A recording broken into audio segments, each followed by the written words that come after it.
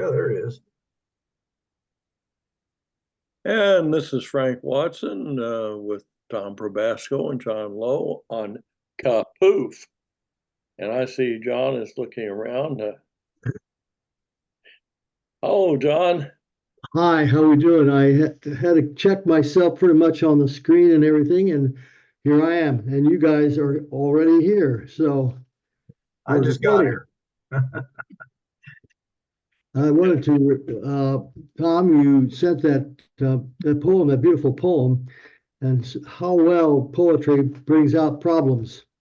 So Yeah. I really appreciate it. I like to study it further, but I did read it quickly, and then I'll go back to it. But I appreciated very much your Oh, sure. Yeah. yeah.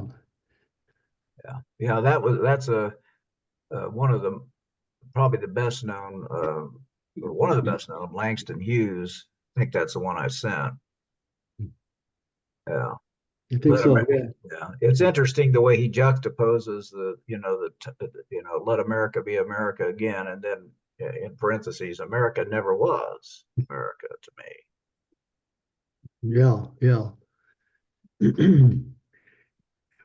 Well, we're all in process, I guess you'd say. Yeah. I mean, I think that's exactly right. Well, we were on the topic, and I don't know if you want to go back to that topic, Frank, where we were on what I feel is the two cultural problems in conflict today, and it's really put upon us in a very strong way. The complexity of the election coming up and all the elements involved, and I think it's put on us in a way that we're not prepared for all that's there, emotionally and all. And let me just say that for the anyone who might happen to view this video, and some of these things have a long tail, they can be viewed years later. John is referring to the video KaPOOF 061724, June 17, 1924, in which we discussed liberal and conservative, how they are kind of made up in the present time, and yeah, they're current right now, and they're extremists. They're extremists involved. We always have tensions, but these are extremists. It's tribal, unfortunately, and the old alignments have changed. I think the old Republican and Democrat issues, I think, would go back to Hillary, and probably if things would have stayed the same, Jeb Bush probably would have been the candidate or against Hillary. But then, believe it or not, Jerry Falwell, Pat Robertson did not go anywhere politically. Jerry Falwell groomed Donald Trump to head up to become the new candidate eventually. And so there was this alignment between him and Trump. And then Trump, when the 12 candidates at the time vowing to be presidents, he just blew them out of the water, you might say.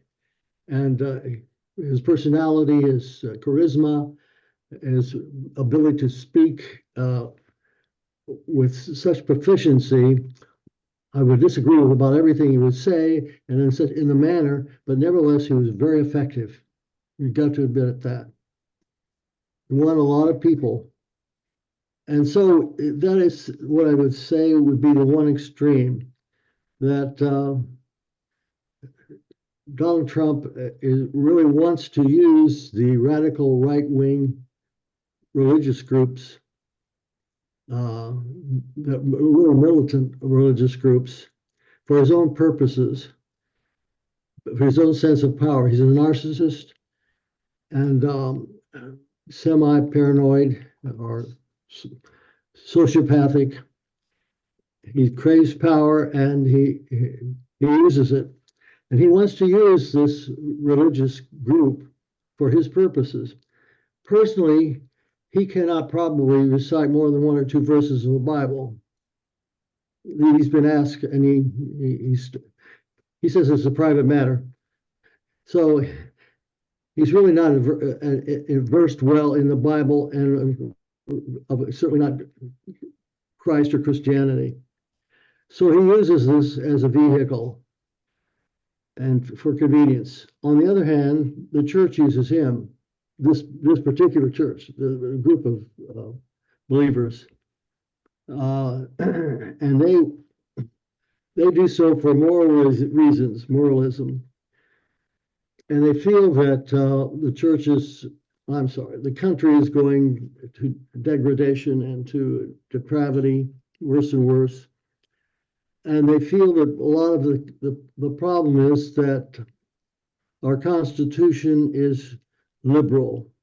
The writing of the Constitution is too secular. And they want to change the Constitution, as he does, for his purposes. They want to change the Constitution that America, and this is important, America would be an official Christian religion. It is not official, never has been an official Christian religion. Most of the people were Christians as they came along, but as an official Christian religion, it's never been that. And if you change the Constitution more, then it would become an official Christian country. I might stop there to elaborate if you have any notions or feelings on that. Tom? Well, so you're saying almost, well, it came along with separation of church and state. So yes, no matter whether the founders were deists or whatever they were, they did originally set it up. No matter what they thought, it was important, freedom of religion and even freedom from religion, which maybe that's a notion that came on later. I'm not sure what the official statement was. Well, the one thing that they retained, of course, we hold these truths to be self-evident that all men are created equal and endowed by the Creator. That's the one thing that's in there that transcends a mere secular point of view. Yeah. You mentioned that last time. Yeah. Otherwise, it would be. It'd be extremely liberal and extremely secular. And secular is not all bad. You know, a lot of people think that secular is bad. No, my point of view is that secular is not necessarily bad, but nevertheless, and they followed the philosophy of John Locke, who's his idea against the autocratic systems of the past, because it's been there from the beginning. Church and state have been there from the beginning, Christianity. And so this was an experience rather than through the monarch and the prelate. We would start with the people. Now, some of this came through the French Revolution, and some of it from Britain and the Magna Carta and so forth. However, with England, of course, you had the Church of England. You see, that's what pressuring people there to why the Puritans came over for freedom of religion. So anyway, the idea was to give it to the freedom of the people, the power of the people, rather than from on high, from below up, in other words. And then Montesquieu was the French philosopher who said, with freedom, you must have a balance of power. So you have, there's the local, like your village, over against the state, or against a larger, like a country. And so there must be a balance of the three, so local, state, and country. At the same time, on the federal or top level, you should have administration, legislature and the juridical the courts, that they would be maintained as a balance. And so this was implemented into our system with the Constitution and so forth.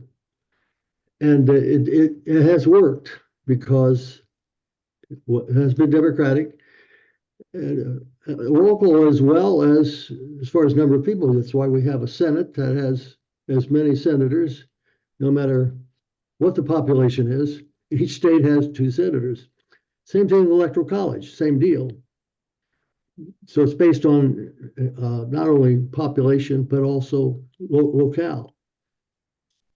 And so you have then of course the House it's built on the numbers of people and the population, popular vote then as far as actual elections. At any rate, this has been the balance of power demonstrated within our system pretty much, and a lot of it's been real traditional. And some of our problems are that certain questions or challenges have been made toward our system, our tradition, you might say, we weren't prepared for. We weren't prepared for it. And so that's why a lot of these problems have arisen. We didn't have legal stuff to handle it. And so my one thing I think as far as thinking about Trump is now he has conquered he's conquered the Republican Party just recently. They all fell in line. And what about the Supreme Court? It's wavering, I think. I don't know where it is on that, about immunity as far as his own conduct of the presidency. And then what about the Army? Now, during the crisis when the insurrections took place, after he claimed that he won and he actually didn't, there was an interchange of communication between the generals of the Chinese Republic, the People's Republic as it's so called, and General Milley, the head of the army. And they questioned, do you have secondary checks on this man that he might start atomic war, atomic use of atoms in his power? And Milley says, yes, we do have secondary powers to check that. Well, later on, Trump found that out. He said, if that was the case, then he should have been arrested and tried and possibly executed for treason. This is General Milley says this, and the other generals, certain things he said about how he looks at the men who died in Normandy as suckers and losers. General Kelly. These are men who have no political axe to grind. Well, anyway, if he would get the army, who would be head of the army? If he won the election, who would be the head of the army? Probably General Flynn. Are we aware of him? Know much about him? He would probably become the head. Then I was rather dramatic when I said we could have a civil war. Well, if he got the army, I don't know where we would be. He's got his party. He could manipulate the courts, and then has the army. He'd have a pretty strong hand. Was Hitler any less disadvantaged?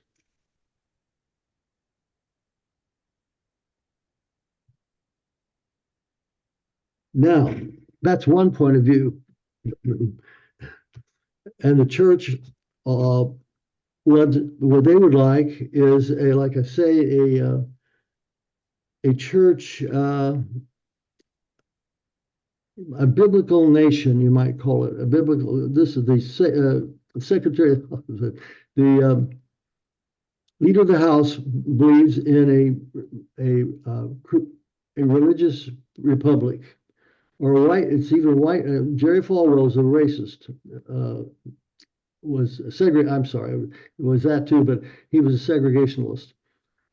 And so there is even this notion of a white Christian nation, which lines up, with sort of a racist point of view. Well, that's part of America. We've been really a white country, Christian. This was the basis of our tradition, pretty much. Well, okay, then so much to say about that, but the real problem is it's sort of a John Wayne type of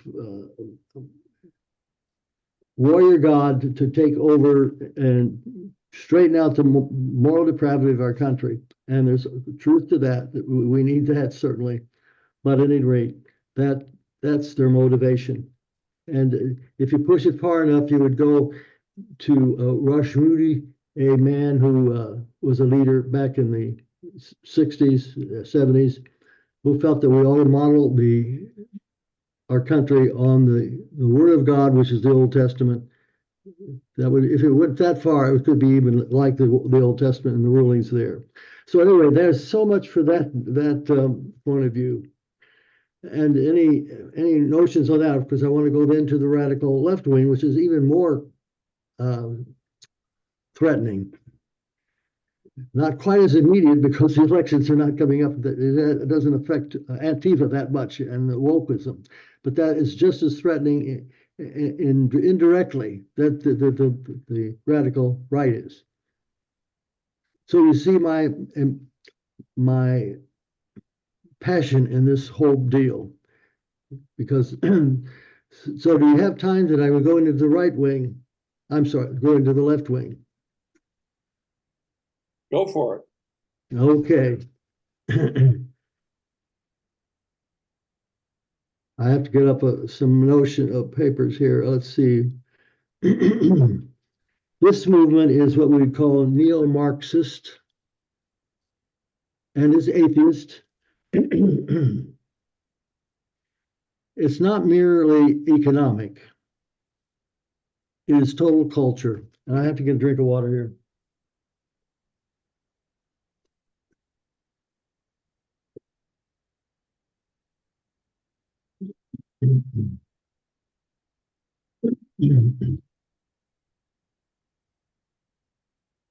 Total culture, and it emphasizes, now these three things sound very good: equity, inclusion, diversity. Equity, inclusion, diversity, having to do with classes, nationality, race, the whole thing. While the others was moralism, this is more oriented to humanity as classes, as class levels, race, marginal people, downcast, economic injustice, exploitation, all that sort of thing. So you can get those two.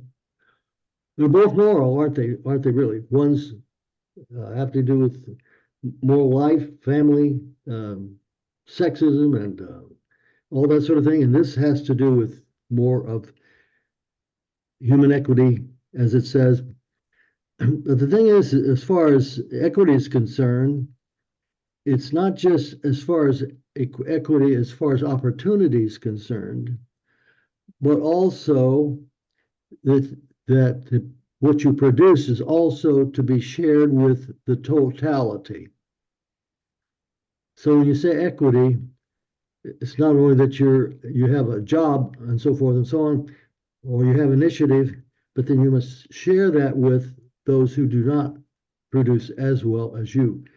That's the stinger on that particular problem. Equity sounds good, but then if you share the production with those who have the opportunity to participate, is that fair? In other words, there are achievers and non-achievers, and is there any reward for the achievers? That's always been the problem with communism. But otherwise, there's a lot of truth to that. A lot of truth to inclusion. Include everybody, immigrants, whoever it is. Everybody's included, and diversity of all different people, all classes, race, you name it.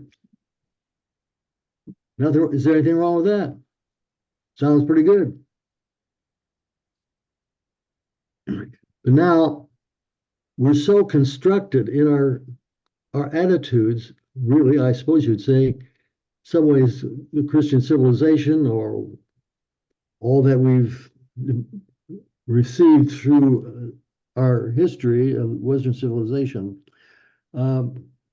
we've had certain attitudes so built in. Taking our own country, the built-in prejudice is there. First of all, we had the slavery. Then you had Emancipation Proclamation, freedom of the slaves. Then you had the Jim Crow laws. How long did that carry? Good night, up into the 60s. Pretty deep-seated, wasn't it? Drinking fountains, toilets, you name it. People could not go to a stage show in Las Vegas. Sinatra had Sammy Davis Jr. had problems getting him in there. Deep prejudice. After what, 100 years and more? After the freedom of the slaves. And today, then, of course, in the 60s, we finally got Martin Luther King, who we would say was a real Christian as far as our changes were concerned. He took really goes back to the Sermon on the Mount, I would say, and Gandhi and Mandela in South Africa and Martin Luther King, following the precept of Christ that you take the punishment, then you bear it yourself and stand up against the inequalities, but bear the punishment. That's really the cross. And so Martin Luther King brought about great change, but through a pacifist point of view. And there we could say that that would follow pretty much the Quakers' Tom approach. Yeah. A pacifist point of view, which won out.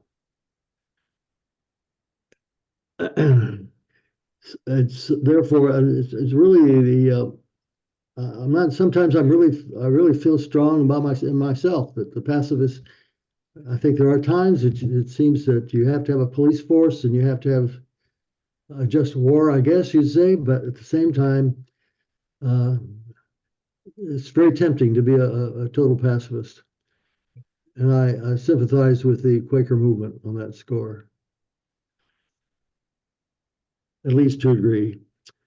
Well, anyway, at the same time, Malcolm X came along, and there was Angela Davis and Black Panthers, and they wanted to rebel and revolt. And I'm not sure just what happened, but the trouble is that when there's not an out-and-out revolution, and of course they're a minority, and if they'd been a majority, it might have been quite a bit of a story. But as you're a minority, you're going to lose out, and it did lose out but what they would do would be to go underground and become terrorists, and that's what they did. They were killing police just indiscriminately. And acts of terrorism back at that time. Luckily, it didn't last, but there were a lot of things that came with the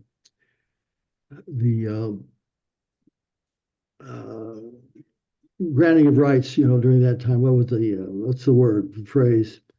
Civil rights. Civil rights, right. Thanks, Frank. So a lot of that, and of course Vietnam came in there too, and then a lot of things that changed the history. But at any rate, there is a movement that has never died it's called the Frankfurt School of all places in Germany after World War II. And there's a communist leader called Marcuse, or Marcuse.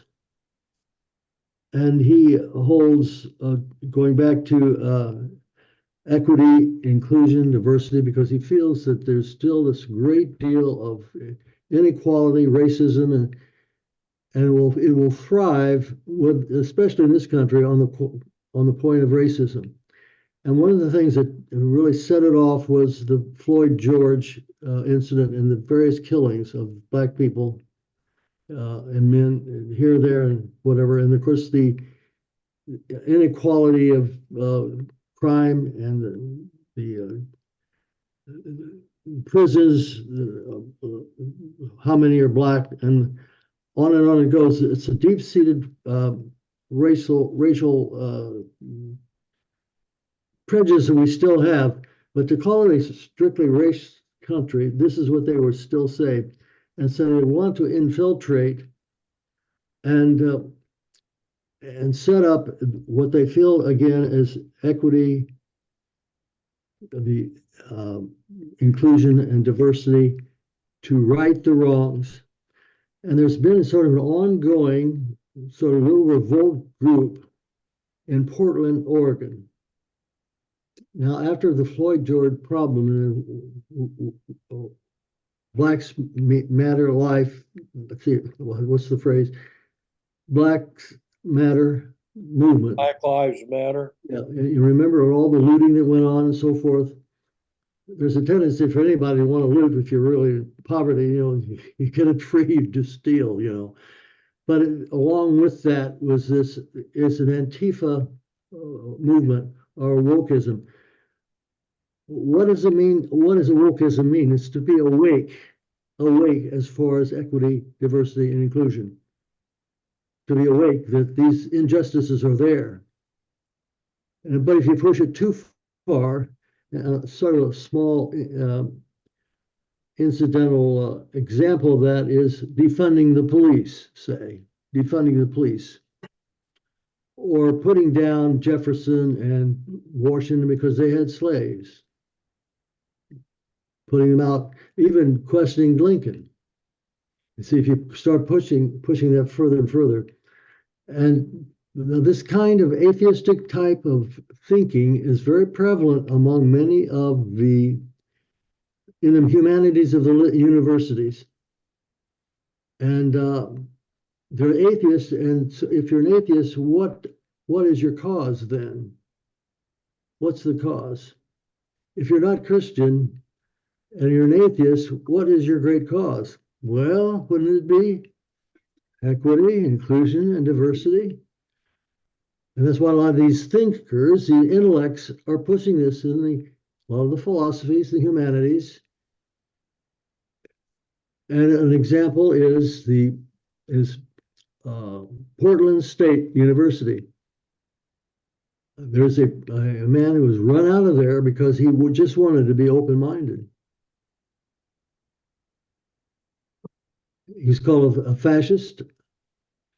They threw excrement on his yard and all these things on his walls, his office, and so forth. So, and this is not a small problem among many intellectuals. If you're atheist and if you're not a Christian, you go that route, you go the fascist route, that's the other route. And what have you? Marcuse has the answer. It's Marx, Mao, and Marcuse. They were chanting in Germany this back in the last century. Now there was the Cultural Revolution under Mao. He had the idea, not just economic, it's cultural. You got to change the whole your individuality, your family, your community, your institutions, your education. So if you make money, the idea is care and share. Sounds Christian, doesn't it? Care and share. Well, you put that into a law and a rule, then all your achievement, what's it going to get you? You share. Well, if that's fine, if it's voluntary, but suppose it's imposed. So you see, there's a power struggle here.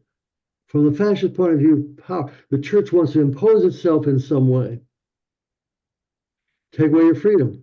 On the other hand, on the other side too, it's imposed justice. You'd say, well, justice is fine, but if you take it down to your very personality, your freedom. Now, oddly enough, this meshes to what we call the postmodern philosophy, called existentialism to the nth degree. Existentialism says that existence precedes essence. Existence precedes essence. So in other words, you exist before you think. And if you push this far enough, there's a lot of truth to that. But in one sense of the word, if you push it too far, like thinkers like Sartre, I don't know if you've heard of Sartre or Camus, you are what you freely choose.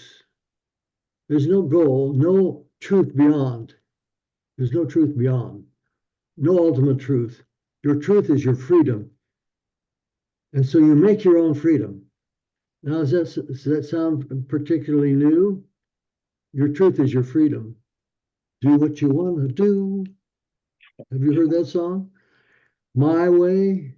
Hollywood Bliss. Yeah, would you remember? What about Star Wars?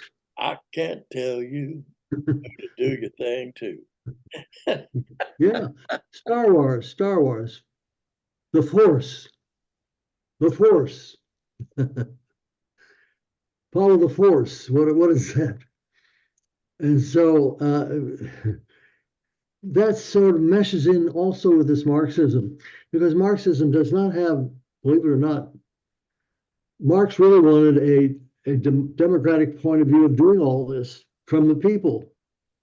But then he said, well, you have to have somebody sort of control. You have to have an organ. Now, this is what this Marcuse says. Marcuse says you have to have organization. Yeah. How else do you do it? You can have organization. And so let's do it. But as we go to do it, it's called praxis, Praxis, praxis. You learn by doing, willing. Willing overcomes thinking.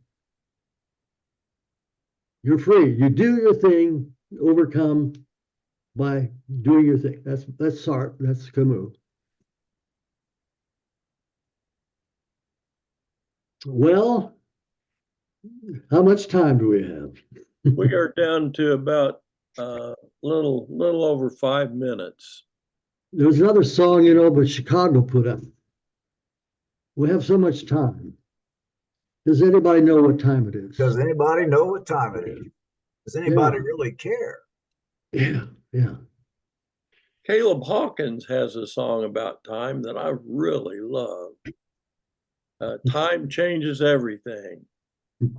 Who says hold the line when the rough road puts you on the side? John, there was a that's my passion, my friends. What I just brought out right now, anyway. Well, that's well said, and I'm reminded of a little treatise on power structure analysis that I ran across back in the 70s. And it laid out, I think this was more of a local thing, but it was a kind of a political tool, that of analyzing local power structures and seeing who was responsible for what. I'm also reminded of a definition of religion that says religion is the truth about power in the world. And if we look at your power structure analysis, something that we would have to add to that, I think, is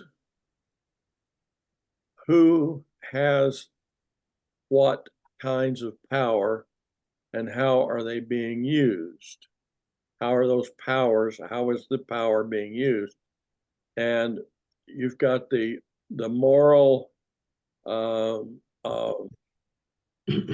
power of certain, you know, of one set of beliefs of fundamental Christianity, and you've got another set of beliefs of mainline Christianity. You have wealth in the form of money on both left and right wing, and you've got imbalances in how many on the left have wealth and to what extremes they might have it. You have a difference between Steve Jobs and the guy that does that built Amazon. What's his name? Bezos. Bezos, yeah. Jeff Bezos. Yeah. And then you know, there are others. Bill Gates. What's his money do?